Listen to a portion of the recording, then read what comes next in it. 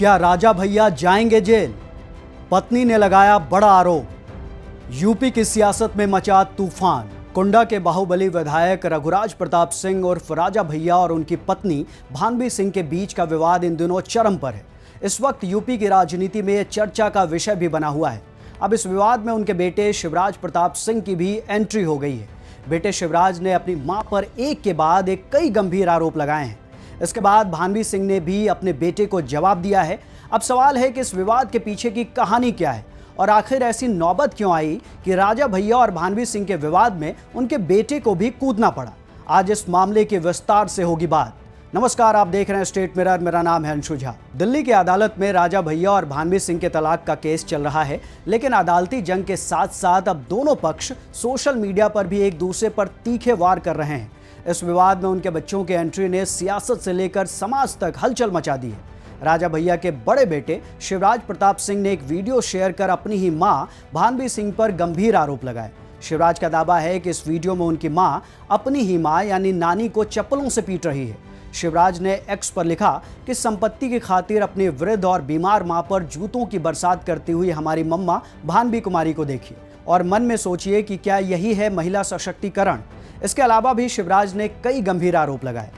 बेटे के इस आरोप के बाद भानवी सिंह ने भी चुप्पी तोड़ी और एक्स पर एक लंबा पोस्ट लिखकर अपने बेटे को जवाब दिया। उन्होंने लिखा, प्रिय बेटा बड़कू, नवरात्रि का अवसर है, घर घर में आरती हो रही है, पूत कपूत सुने हैं पर ना माता सुनी कुमाता। मुझे यकीन नहीं होता कि मेरा बेटा कपूत भी हो सकता है। भानवी ने आगे लिखा कि जो वीडियो सामने लाया गया है उसमें असल में उनकी बहन उन्हें पीट रही थी और वे उसका प्रतिकार कर रही थी। उन्होंने ये भी दावा किया कि उनके पति यानी राजा भैया ने उनकी बहन से अवैध संबंध बनाए और उसी ने उनका और उनकी बहन दोनों का जीवन बर्बाद कर दिया। भानवी सिंह ने अपने बेटे को भावुक लहजे में संबोधित करते हुए लिखा, मुझे पता है बेटा तुम्हारी मजबूरी, तुम्हें सारा सच पता है। तुम भी मेरे साथ सड़क पर जाने को मजबूर किए गए थे। रात में मुझे तुम सभी बच्चों के साथ घर से बाहर सोना पड़ा था। फिर भी मैं चाहती हूँ कि तुम्हें दुनिया की सारी खुशियाँ मिले। बस इतना चाहती हूँ कि दुनिया तुम्हें नालायक बेटा ना कहे। अवैध हथियारों के जखीरे पर उठे सवाल। अपने बेटे को लिखे संदेश में भानवी सिंह ने राजा भैया पर बड़े आरोप लगाए। उन्होंने कहा कि ये जांच एजेंसियों को पता करना ही होगा कि इतने अवैध हथियारों का जखीरा कहां से आया और इसके पीछे कोई बड़ा आपराधिक गठजोड़ है।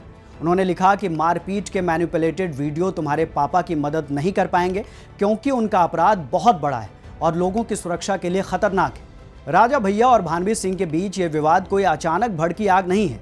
लंबे समय से दोनों के रिश्तों में तनाव की खबरें आती रही हैं।